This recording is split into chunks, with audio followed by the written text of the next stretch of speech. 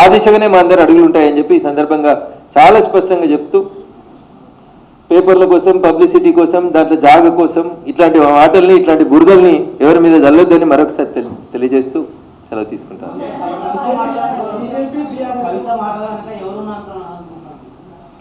ఇప్పుడు TRS బలహీనపడాలి, TRS నాశనం కావాలని ఎవరు కోరుకుంటారో నాకంటే ఎక్కువ మీకే తెలుసు. వాళ్ళే మాట్లాడిస్తారు.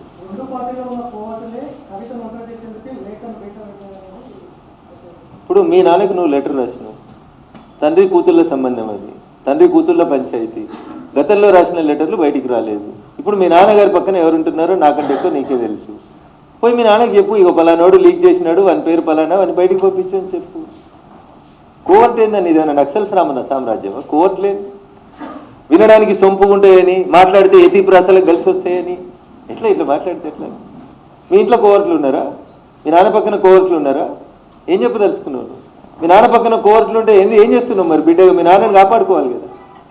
ఆ కోర్టుల పేర్లు ఏందో మీ నాన్నకి చెప్పి బయటికి పంపించాలి కదా. నేను ఎన్ఎం శ్రీనివాసరెడ్డి గారు ఏం మాట్లాడినో నేను వినలేదండి.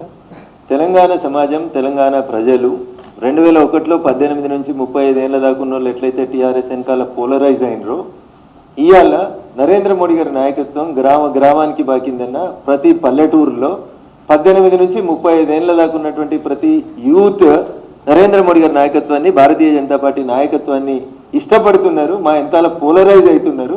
కాబట్టి టీఆర్ఎస్ వెనకాల ఖాళీ కుర్చీలు కనబడుతున్నాయనే బాధతో, ఆవేదనతో దీన్ని కన్ఫ్యూజన్ చేసి ఊర్లలో ఉన్నటువంటి ప్రజల్ని మభ్యపెట్టేందుకు కవితమ్మ చేస్తున్నటువంటి ప్రయత్నం. నేను వినలేదన్నా, మా ఎమ్మెల్యేలో ఎవరు మాట్లాడినో వినలేదు. ఒకవేళ ఎవరైనా మాట్లాడితే మా రాష్ట్ర పార్టీ పెద్దలు, అధ్యక్షులు, ఆల్ ఇండియా అధ్యక్షులు ఖచ్చితంగా దానికి సమాధానం చెప్తారు. కవిత కొత్త పార్టీ పెడుతుంది అనేది నాకున్న సమాచారం. నేను ఆ రోజు కూడా మీలాంటి మీడియా మిత్రులు అడిగితే చెప్పింది ఏంటంటే, ఆమె నో పాయింట్ ఆఫ్ రిటర్న్ దాకా వెళ్ళిపోయింది, ఇంకా అతికేది లేదా సంసారం, కాబట్టి విడిపోతుంది. విడిపోయిన తర్వాత పార్టీ పెడుతుంది.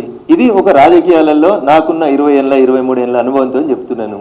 2001 నుంచి ఆ కుటుంబాన్ని దగ్గరగా చూసిన వ్యక్తిగా, రాష్ట్ర రాజకీయాల్లో జరుగుతున్నటువంటి పరిణామాల్ని గమనిస్తున్నటువంటి వ్యక్తిగా, 2014లో అధికారంలోకి వచ్చిన తర్వాత కాంగ్రెస్ పార్టీ 2019లో పార్టీ పెట్టించిన విషయం మీకు మాకు అందరికీ తెలుసు. కాబట్టి పార్టీలు ఎవరు పెట్టిస్తారు, పైసలు ఎవరు ఇస్తారు, ఎవరికి అవసరం అనేది చాలా స్పష్టంగా కనబడుతుంది కదా.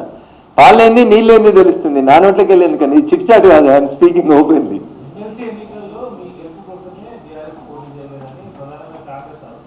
అన్న ఊర్లలో ఒక మోటు సామెత ఉంటుంది, ఆడలేక మధ్యలో ఓడిందని.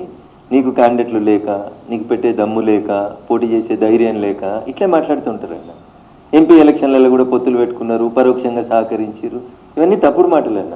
ప్రజలని అమాయకులుగా భావించి ఓటేసేటువంటి ప్రజల్ని తక్కువ చేసేటువంటి మాటలు ఎవరు మాట్లాడొద్దన్న. అది చాలా తప్పు, దురదృష్టకరం. అది అన్నిట్లలో పోటీ చేసిరు వాళ్ళు. ఎంపీ ఎలక్షన్లలో అన్నిట్లలో పోటీ చేసిరు. నా మీదనైతే 100 కోట్లు పెట్టిరు, మీకు తెలుసు. ఇక కాంప్రమైజ్ అయిన పాలిటిక్స్ ఏడు ఉన్నాయి అక్కడ?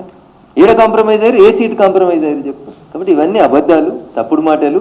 ప్రజలు ప్రజాస్వామ్యబద్ధంగా డాక్టర్ బిఆర్ అంబేద్కర్ గారు రాసిన రాజ్యాంగం ఇచ్చిన పరిమితులకు లోబడి ఓట్లేస్తేనే భారతీయ జనతా పార్టీ ఎంపీలైనా, కాంగ్రెస్ ఎంపీలైనా, ఇంకొకరైనా గెలుస్తారు.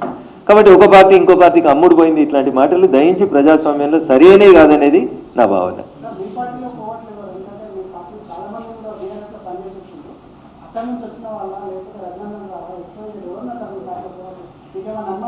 భారతీయ జనతా పార్టీ తన పార్టీలో కోవర్ట్లుంటే గుర్తుపట్టలేనంత అమాయకమైనటువంటి స్థితిలో లేదు.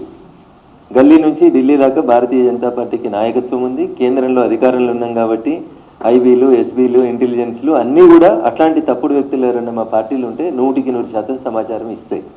సో టీఆర్ఎస్కి వచ్చిన వాళ్ళ అని చెప్పి మీరు ఒక వర్గాన్ని ఎత్తి చూపే ప్రయత్నం మీడియా తొందరపడి చేయొద్దని చెప్తా ఉన్నా.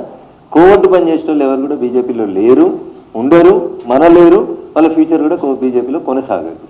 మీరు ఆ కుటుంబాన్ని దగ్గర చూసిన వ్యక్తిగా పైసలు పంచాయతీ లేకపోతే అధికారం కోసం పంచాయతీ? వారసత్వ పంచాయతీ, పైసల పంచాయతీ. రేపు మళ్ళీ ఎప్పుడైనా భవిష్యత్తులో వస్తే అన్నీ అన్నకైనా నాకేం లేవా అనేది పంచాయతీ. ఈ రాష్ట్రంలో కాదు, పక్క రాష్ట్రంలో కూడా అదే అయింది. ఏమైందో మీకు తెలుసు. నేను I don't want to name anybody. పక్క రాష్ట్రంలో కూడా ఏమైంది? అధికారం కోసం పంచాయతీ, సీట్ల కోసం పంచాయతీ, నోట్ల కోసం పంచాయతీ. ఇంకేముంటుందని అంతకుమించి అల్టిమేట్గా బాగా పైసలు 10 సంవత్సరాలు అధికారంలో ఉన్నప్పుడు బాగా ముద్దు వచ్చింది. ఆ ముద్దను పంచుకునే కాడ పంచాయతీ వచ్చింది. అంతకుమించి ఏం ఉంటుందన్న. కమ్యూనిస్ట్ ఉద్యమ నాయకుడు అని చెప్పుకునేటువంటి మావో గారు అనుకుంటే ఒక సందర్భంలో చెప్తారు, all human relationships are linked with finance.